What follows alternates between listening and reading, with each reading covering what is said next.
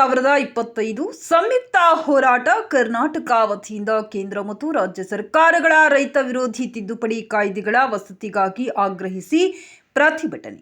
ಕೊಪ್ಪಳ ಜಿಲ್ಲಾಧಿಕಾರಿಗಳ ಕಚೇರಿ ಮುಂದೆ ಸಂಯುಕ್ತ ಹೋರಾಟ ಕರ್ನಾಟಕ ಮತ್ತು ರೈತ ಕಾರ್ಮಿಕ ದಲಿತ ವಿದ್ಯಾರ್ಥಿ ಯುವಜನ ಮಹಿಳಾ ಸಂಘಟನೆಗಳ ಸಮನ್ವಯ ಕೊಪ್ಪಳ ಜಿಲ್ಲಾ ಸಮಿತಿಯಿಂದ ಪ್ರತಿಭಟನೆ ಹಮ್ಮಿಕೊಳ್ಳಲಾಗಿತ್ತು.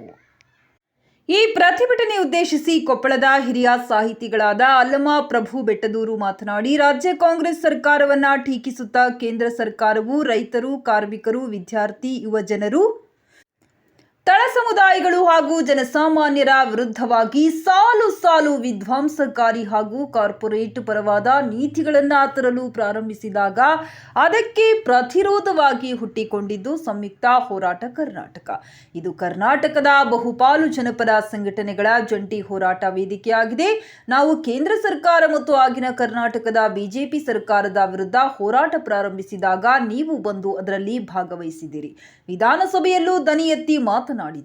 ನಂತರ ಚುನಾವಣೆಗಳು ಬಂದಾಗ ನಿಮ್ಮ ಪ್ರಣಾಳಿಕೆಯಲ್ಲಿಯೇ ಅಧಿಕಾರಕ್ಕೆ ಬಂದರೆ ಬಿಜೆಪಿ ತಂದ ಜನವಿರೋಧಿ ನೀತಿಗಳನ್ನೆಲ್ಲ ರದ್ದುಗೊಳಿಸಿ ಜನಪರ ನೀತಿಗಳನ್ನ ಜಾರಿಗೆ ತರುವುದಾಗಿ ಮಾತು ಕೊಟ್ಟಿರಿ.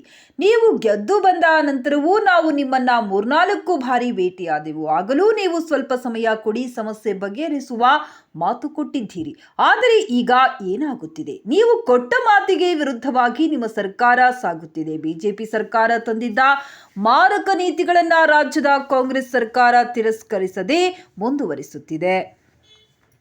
ಭೂ ಸುಧಾರಣಾ ತಿದ್ದುಪಡಿ ಕಾಯ್ದೆ, ಎಪಿಎಂಸಿ ತಿದ್ದುಪಡಿ ಕಾಯ್ದೆ, ಜಾನುವಾರು ಹತ್ಯೆ ನಿಷೇಧ ತಿದ್ದುಪಡಿ ಕಾಯ್ದೆ, ಕೆಲಸದ ಅವಧಿಯನ್ನ 8 ರಿಂದ 12 ಗಂಟೆಗೆ ಏರಿಸುವ ತಿದ್ದುಪಡಿ ಕಾಯ್ದೆ, ಮತಾಂತರ ನಿಷೇಧ ಕಾಯ್ದೆ, ಅಲ್ಪಸಂಖ್ಯಾತರಿಗೆ ಮೀಸಲಾತಿಯನ್ನು ರದ್ದುಪಡಿಸುವ ತಿದ್ದುಪಡಿ ಕಾಯ್ದೆ, ಕೇಂದ್ರದ ವಿದ್ಯುತ್ ಖಾಸಗೀಕರಣ ಮಸೂದೆ, ಕಾರ್ಮಿಕರಿಗೆ ಸಂಬಂಧಿಸಿದ 26 ಸಂರಕ್ಷಣಾ ಕಾಯ್ದೆಗಳನ್ನು ರದ್ದುಗೊಳಿಸಿ ತರುತ್ತಿರುವ 4 ಕೋಡ್ ರೈತ ವಿರೋಧಿ ಕೃಷಿ ಕಾಯ್ದೆಗಳನ್ನು ಹಿಂಬಾಗಿಲಿನಿಂದ ತರಲು ಕೇಂದ್ರ ಸರ್ಕಾರವು ಉತ್ಪನ್ನಗಳ ಮಾರುಕಟ್ಟೆ ರಾಷ್ಟ್ರೀಯ ಚೌಕಟ್ಟು ನೀತಿ ಬಿಜೆಪಿ ತಂದಿದ್ದ ಈ ಎಲ್ಲಾ ಜನ ವಿರೋಧಿ ನೀತಿಗಳನ್ನು ಹಾಗೇ ಉಳಿಸಿಕೊಳ್ಳುತ್ತಾ ಜನಪರ ಸರ್ಕಾರವನ್ನು ನೀವು ಹೇಗೆ ನೀಡುತ್ತೀರಿ?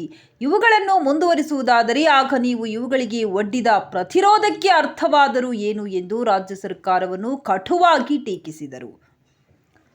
ಮನವಿ ಪತ್ರವನ್ನು ಮಾನ್ಯ ಜಿಲ್ಲಾಧಿಕಾರಿಗಳ ಮುಖಾಂತರ ಮಾನ್ಯ ಮುಖ್ಯಮಂತ್ರಿಗಳಿಗೆ ಸಲ್ಲಿಸಲಾಯಿತು. ಸಂಯುಕ್ತ ಹೋರಾಟ ಕರ್ನಾಟಕ ಸಹಭಾಗಿ ಸಂಘಟನೆಗಳ ಮುಖಂಡರಾದ ಆರ್.ಕೆ. ದೇಸಾಯಿ, ನಜೀರ್ ಸಾಬ್ ಮೂಲಿಮನಿ, ಕೆ.ಬಿ. ಗುನಾಳ್, ಶರಣು ಗಡ್ಡಿ, ಮುದುಕಪ್ಪ ಹೊಸ್ಮನಿ, ಬಸವರಾಜ್ ನರೇಗಲ್, ಹನುಮಂತಪ್ಪ ಹುಲಿಹೈದರ್, ಗವಿಸಿದ್ದಪ್ಪ, ಮಲ್ಲಿಕಾರ್ಜುನ ಗೌಡ, ಸಂಗಪ್ಪ, ಈರಪ್ಪ, ದೊಡ್ಡಪ್ಪ, ದ್ಯಾಮವ್ವ, ರೇಣುಕಮ್ಮ, ರಾಮವ್ವ, ಮಂಜುನಾಥ್, ಸಂಗನಗೌಡ, ಯಲ್ಲಪ್ಪ, ಸಿದ್ಧರು ಮುಂತಾದ 100 ಜನ ಹೋರಾಟದಲ್ಲಿ ಭಾಗವಹಿಸಿದ್ದರು.